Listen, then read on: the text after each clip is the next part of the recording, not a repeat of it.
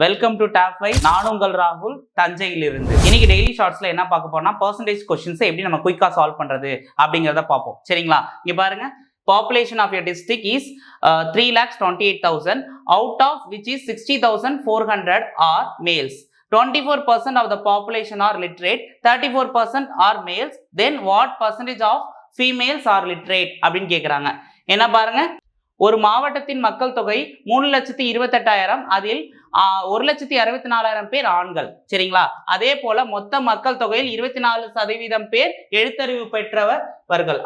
ஆண்களில் 34% பேர் எழுத்தறிவு பெற்றவர்கள் எனில் பெண்களில் எத்தனை சதவீதம் பேர் எழுத்தறிவு பெற்றவர்கள் அப்படின்னு பார்ப்போம். சரிங்களா? இப்ப நம்ம என்ன பண்ணலாம்னா, ஃபர்ஸ்ட் லைனையும் நம்ம பார்க்காம, இது வரைக்கும் இருக்குல்ல அந்த நம்பர்ஸே பார்க்காம இந்த பெர்சன்டேஜ் வச்சு இந்த சம்மை ஈஸியா நம்ம சால்வ் பண்ணலாம். சரிங்களா? மொத்தம் பாருங்க, எழுத்தறிவு பெற்றவர்கள் தான் எல்லாருமே கேட்கிறாங்க. இங்க பாருங்க, 24% பேர்ல வந்து எழுத்தறிவு பெற்றவர்கள், 34% பேர்ல வந்து ஆண்கள்ல எழுத்தறிவு பெற்றவர்கள். அப்ப பெண்கள்ல எத்தனை பேர் எழுத்தறிவு பெற்றிருக்காங்க அப்படின்னு பார்ப்போமா? இங்க பாருங்க, 24% தான் மொத்தம் எனக்கு எழுத்தறிவு பெற்றவங்க. அதுல மொத்தம் பாருங்க 34% ஆண்கள்.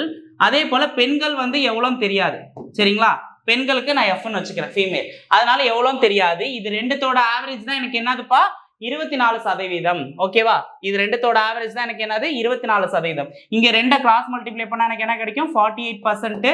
ஓகேவா? அதுக்கப்புறம் 34% பிளஸ் எஃப். ஓகேவா? இந்த 34 இங்க வந்துச்சுன்னா என்னப்பா கிடைக்கும், 14%.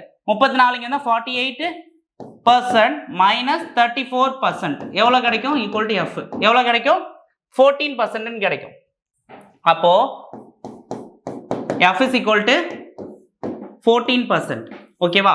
ஆப்ஷன் டி தான் கரெக்டான ஆன்சர். ஓகேவா? இந்த மாதிரி டெய்லி ஷார்ட்ஸுக்கு டாப் 5 சேனலை சப்ஸ்கிரைப் பண்ணி வச்சுக்கோங்க. தேங்க்யூ.